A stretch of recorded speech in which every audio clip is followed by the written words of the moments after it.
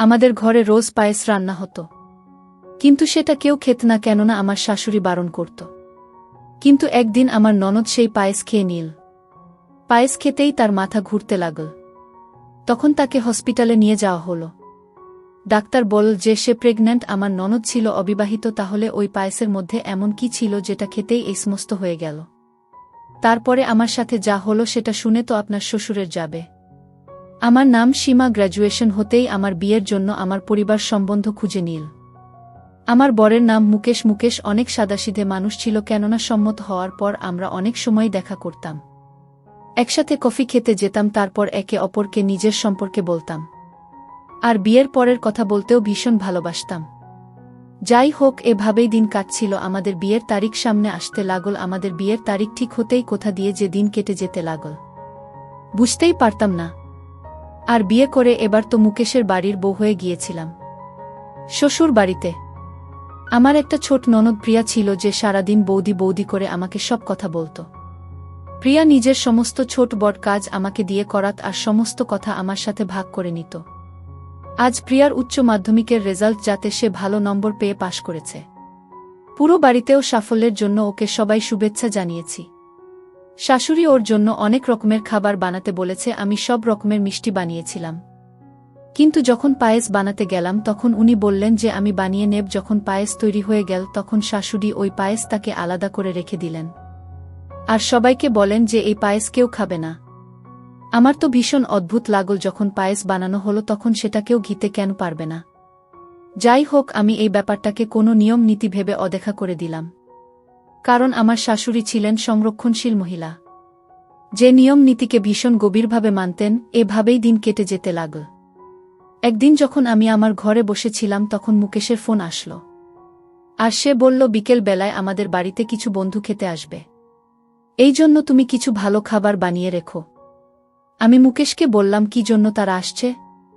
তখন মুকেশ বলল, আসলে আমার প্রমোশন হয়েছে, এই জন্য আমি আমার বন্ধুদের পার্টি দিতে চাইছি।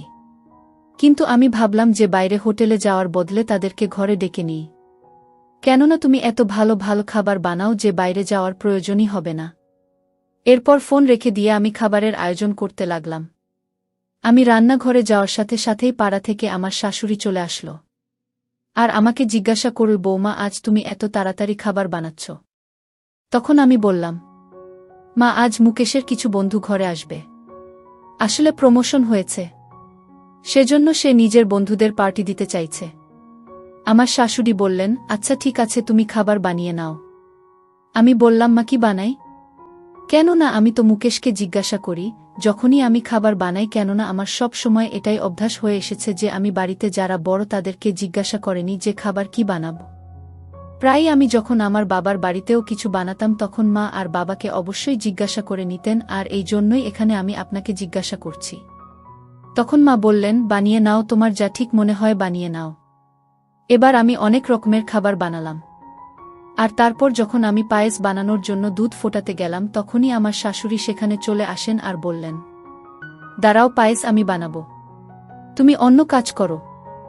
আমি বললাম যে না না, সব কাজ তো হয়ে গেছে, প্রায় শুধুমাত্র পায়েস বানানোই বাকি। তখন মা আবার বললেন, বললাম তো আমি বানিয়ে নেব। তখন আমি বললাম যে ঠিক আছে। আমি এরপর আটা মাখতে লাগলাম। তখনই শাশুড়ি পায়েস বানাতে লাগল, আর তারপর সেটাকে আলাদা বাসনে করে রেখে দিল। আমি বললাম, মা, আপনি এটাকে আলাদা করে রাখলেন কেন? তখন সে বলতে লাগলো, না না, কিছু না, এমনি রেখেছি, যখন এটা ঠান্ডা হয়ে যাবে তখন আমরা এটাকে পরিবেশন করব। আমি বললাম, ঠিক আছে। কিছুক্ষণ পরে মুকেশ আর তার বন্ধুরা ঘরে চলে আসলো। তাদেরকে চা আর মুখরোচক খাবার দিয়ে কিছুক্ষণ আমি কথা বললাম। তখন তার বন্ধুরা হাসতে হাসতে বলতে লাগল, আরে ভাই, খিদে তো আমাদের প্রাণ বেরিয়ে যাবে, খাবার কি বানানো কিছু হয়েছে নাকি নয়? তখনই মুকেশ বলতে লাগল, হ্যাঁ ভাই, সীমা এক্ষুনি খাবার পরিবেশন করবে, এবার তো আমারও ভীষণ খিদে পেয়েছিল। তখন সবাই খাবার টেবিলে চলে আসলো, আর আমি আস্তে আস্তে এক এক করে সমস্ত খাবার টেবিলে আনতে লাগলাম। আর যখন টেবিলে আমি পায়েস নিয়ে যেতে লাগলাম, শাশুড়ি মা আমার হাত ধরে বলল, পায়েসটা নিয়ে যেও না। তখনই আমি জিজ্ঞাসা করলাম, কেন? পায়েস কেন নিয়ে যাব না? তখনই সে বলতে লাগলো যে আমি একবার বলে দিয়েছি তো যে নিয়ে যাবে না। আমি ভাবলাম আর তর্ক করে লাভ নেই, এই জন্য বললাম, আচ্ছা ঠিক আছে। এবার যা কিছু বাকি ব্যঞ্জন বানিয়েছিলাম সেই সমস্ত কিছু ওদেরকে পরিবেশন করলাম। সব লোকেরা ভরপেট খাবার খেল। এবার তোর বন্ধুরা খাবারের অনেক প্রশংসা করল। আমার ভীষণ আনন্দ লাগল যে শেষমেশ আমার মেহনত রং নিয়ে এসেছে। কেননা আমি খাবার বানানোর জন্য অনেক পরিশ্রম করেছি। সব লোকেদের খাবার এত পছন্দ হল যে আমার শুনে ভীষণ সন্তুষ্টি হল। যাই হোক, ওরা খাবার খেয়ে চলে গেল আর আমরাও যে যার ঘরে চলে গেলাম। একদিন শাশুড়ি পায়েস বানিয়ে টেবিলের উপর রেখে দিল। তখনই পাড়া থেকে একজন কাকিমা আসলো, শাশুড়ি মাতার সাথে কথা বলতে শুরু করল। আর সেই পায়েস তাকে সেখানে টেবিলের উপর রেখে ভুলে গেল।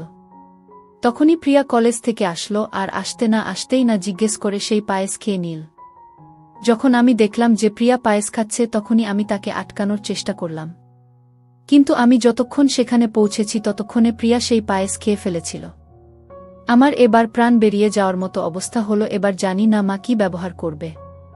আমি প্রিয়াঙ্কাকে বললাম যে এটা তুমি কি করলে মা, কাউকেই পায়েস খেতে দেয় না, অন্তত খাবার আগে জিজ্ঞাসা তো করে নিতে পারতে। তখনই প্রিয়া বলতে লাগল, বৌদি আমার এত জোরে খিদে পেয়েছিল যে আমি ভাবলাম তুমি বানিয়ে এখানে রেখে দিয়েছ, আর এমনিতেও পায়েস যখন তৈরি হয়েছে তখন খাবার জন্য তৈরি হয়েছে, মা কেন শুধু শুধু বলবে।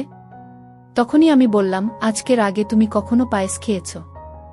আজকে তুমি এই ব্যাপারটা জানতে পারলে এমন তো না। মা তো কখনোই পায়েস খেতে দেয় না, আর এর পিছনে নিশ্চয়ই কোনো না কোনো কারণ হবে। আর সেজন্যই সে বারণও করে। সেই সময় মা চলে আসলো সেখানে, সে কিছু বলতো তার আগেই প্রিয়ার মাথা ঘুরতে শুরু করল আর সে অজ্ঞান হয়ে পড়ে গেল। এবার তো আমি পুরোপুরি ঘাবড়ে গেলাম। আমার তো মনের ভেতর এই ভয়টাই ছিল যে এই পায়েস খেয়ে ওর কিছু হয়েছে। এবার তাড়াতাড়ি আনন হাসপাতালে তাকে নিয়ে যাওয়া হলো। ওখানে ডাক্তার তার চিকিৎসা করল।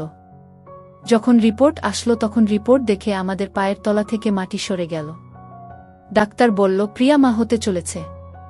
এবার তো যেন আমাদের অবস্থা খারাপ হয়ে গেল, এটা ভেবেই যে এটা কিভাবে হতে পারে। সবার এই খবরটা শুনে কেমন যেন শক লাগলো। সবার যেন এমন মনে হচ্ছিল যে প্রিয়ার সাথে এটা কি করে হতে পারে। এত বুদ্ধিমতী ও সংস্কারী মেয়ে, সে এত ভুল কাজ কিভাবে করতে পারে। কিন্তু তার সংস্কারের থেকে বেশি তার পায়েস খাওয়ার উপরে আমার সন্দেহ হচ্ছিল।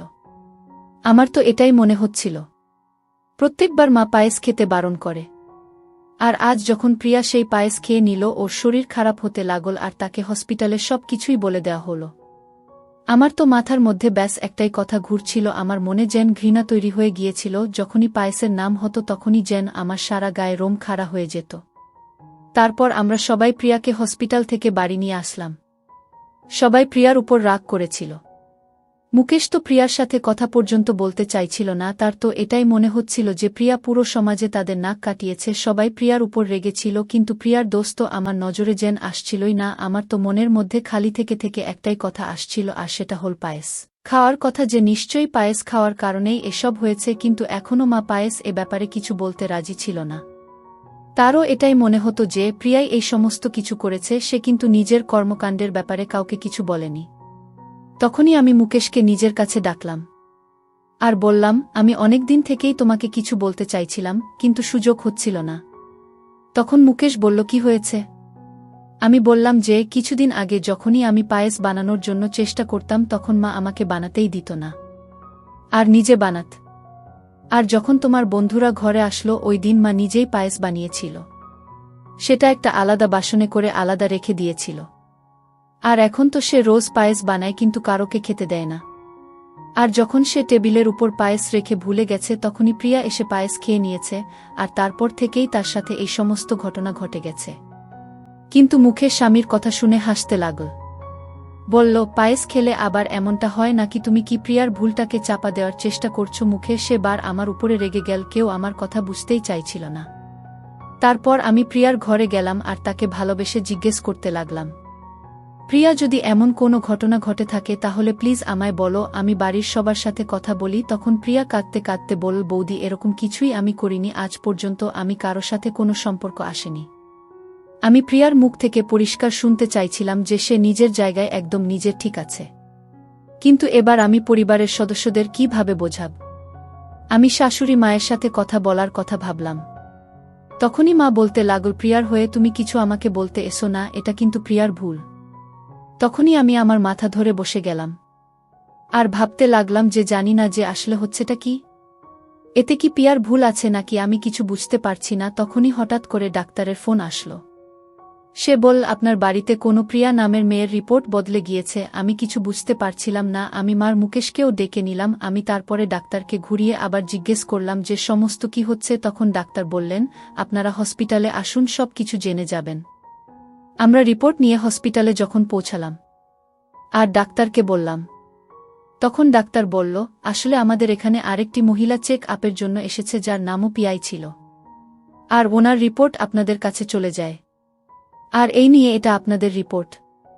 আর এর মধ্যে আসলে কিছুই নেই।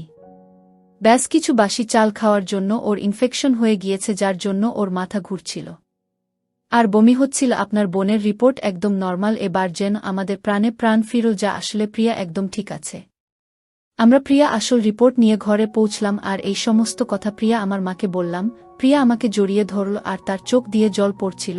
সে বলতে লাগলো, তোমাদের আমার উপর বিশ্বাস করা উচিত ছিল। আমি বলেছিলাম যে আমি এরকম কিছুই করিনি, কিন্তু কেউ আমার কথা মানেনি। আমি তখন বললাম, এবার তো আর কোনো ব্যাপার নেই সেরকম, কিন্তু আমার মাথার মধ্যে শুধু এটাই চলছিল যে বাসি চালের পায়েস এটা কি করে হতে পারে। আমরা তো যখনই রেশন বানাই তখনই ভালো জানে না নাই, আর তাহলেই বাসি চালের পায়েস, এসব কি ব্যাপার ঘটছে। তখনই যখন সেখানে সবাই দাঁড়িয়েছিল, আমি শাশুড়ি মাকে ভীষণ কঠিনভাবে জিজ্ঞেস করলাম যে মা, আসলে এসব কি চলছে? আপনি কেন পায়েস কারোকে খেতে দেন না? আসলে তোমার শ্বশুরমশাইয়ের মৃত্যু পায়েস খাওয়ার কারণেই হয়েছিল। আসলে আমরা যখন পায়েস বানিয়েছিলাম তখন ওর মধ্যে যে চাল পড়েছিল তার মধ্যে কিছু চাল ছিল বাসি। সেটা দোকানদারের বেখেয়ালি মনোভাবের জন্য হয়েছিল, যার জন্য ওর ইনফেকশন হয়ে গিয়েছিল, আর তাই ওর মৃত্যু হয়েছিল। আর সেদিন থেকেই আমি পায়েস জিনিসটাকে ঘেন্না করি। ওই দিন থেকেই ঘরে আমি পায়েস বানাই, কিন্তু কাউকে খেতে দিই না। কেননা আমার মনের মধ্যে একটা ভয় ছিল যে যদি আবার কেউ পায়েস খায় আর তার যদি কিছু হয়ে যায়, আর ওই পায়েসের জন্য আমি সবসময় কুকুরদের খাইয়ে দিই যাতে তোমার বাবার আত্মার শান্তি হয়, তখন থেকেই আমি তোমাকে পায়েস বানাতে দিই না। কেননা তুমি যদি পায়েস বানাও আর তোমার পায়েস আমি কুকুরকে খাওয়াই তো তোমার খারাপ লাগবে। সেজন্যই আমি পায়েস বানাই আর সেটা আলাদা করে রেখে দিই, আর বিকেল হলে সেগুলো কুকুরকে খাইয়ে দিই। এবার এই পায়েসের রহস্যটা আমার সামনে চলে এসেছিল। এটা জানার পর আমার ভীষণ অদ্ভুত লাগল যে তার এত অন্ধবিশ্বাস কিভাবে হতে পারে। শ্বশুরের মৃত্যু সেদিন লেখাই ছিল কপালে, সেটা যে কোনো ভাবেই হতে পারত। আর তাছাড়া জরুরি তো নয় যে তার মৃত্যু যেহেতু পায়েসের জন্য হয়েছে তো সবাই পায়েস খাওয়া বন্ধ করে দেবে। যাই হোক, আমি এই সমস্ত কথা আমার শাশুড়িকে আর বলিনি, কেননা তার ভাবনাকে আঘাত করতে চাইনি। আমি চাইনি যে তার কোনোভাবে খারাপ লাগুক। তখনই মুকেশ বলতে লাগল, মা, তুমি তোমার মন থেকে এই সব ধারণা বের করে দাও। এবার মুকেশের আরও একটা ব্যাপারে লজ্জা লাগছিল, যার কারণে সে পিয়ার দিকে তাকাতেও পারছিল না। সেনা ভেবেচিন্তেই পিয়াকে কত কিছু বলে দিয়েছিল। কোনো রকমে মুকেশ প্রিয়ার কাছে ক্ষমা চাইল আর তারা দুজন ভাইবোন নতুন করে আবার জীবন কাটাতে শুরু করল। আমার মুখে এবার হাসি ছিল, কেননা শেষ পর্যন্ত সব ঠিক হয়ে গেছে। পায়েস খাওয়ার যে কথাটা আমার মনের মধ্যে চলছিল সেটার এবার সমাধান হলো, আর প্রিয়ার উপর যে দোষারোপ করা হয়েছিল সেটাও মিটে গিয়েছিল। আপনি কেন পায়েস কারোকে খেতে দেন না? আসলে তোমার শ্বশুরমশাইয়ের মৃত্যু পায়েস খাওয়ার কারণেই হয়েছিল। আসলে আমরা যখন পায়েস বানিয়েছিলাম তখন ওর মধ্যে যে চাল পড়েছিল তার মধ্যে কিছু চাল ছিল বাসি। সেটা দোকানদারের বেখেয়ালি মনোভাবের জন্য হয়েছিল, যার জন্য ওর ইনফেকশন হয়ে গিয়েছিল, আর তাই ওর মৃত্যু হয়েছিল। আর সেদিন থেকেই আমি পায়েস জিনিসটাকে ঘেন্না করি। ওই দিন থেকেই ঘরে আমি পায়েস বানাই, কিন্তু কাউকে খেতে দিই না। কেননা আমার মনের মধ্যে একটা ভয় ছিল যে যদি আবার কেউ পায়েস খায় আর তার যদি কিছু হয়ে যায়, আর ওই পায়েসের জন্য আমি সবসময় কুকুরদের খাইয়ে দিই যাতে তোমার বাবার আত্মার শান্তি হয়, তখন থেকেই আমি তোমাকে পায়েস বানাতে দিই না। কেননা তুমি যদি পায়েস বানাও আর তোমার পায়েস আমি কুকুরকে খাওয়াই তো তোমার খারাপ লাগবে। সেজন্যই আমি পায়েস বানাই আর সেটা আলাদা করে রেখে দিই, আর বিকেল হলে সেগুলো কুকুরকে খাইয়ে দিই। এবার এই পায়েসের রহস্যটা আমার সামনে চলে এসেছিল। এটা জানার পর আমার ভীষণ অদ্ভুত লাগল যে তার এত অন্ধবিশ্বাস কিভাবে হতে পারে। শ্বশুরের মৃত্যু সেদিন লেখাই ছিল কপালে, সেটা যে কোনো ভাবেই হতে পারত। আর তাছাড়া জরুরি তো নয় যে তার মৃত্যু যেহেতু পায়েসের জন্য হয়েছে তো সবাই পায়েস খাওয়া বন্ধ করে দেবে। যাই হোক, আমি এই সমস্ত কথা আমার শাশুড়িকে আর বলিনি, কেননা তার ভাবনাকে আঘাত করতে চাইনি। আমি চাইনি যে তার কোনোভাবে খারাপ লাগুক।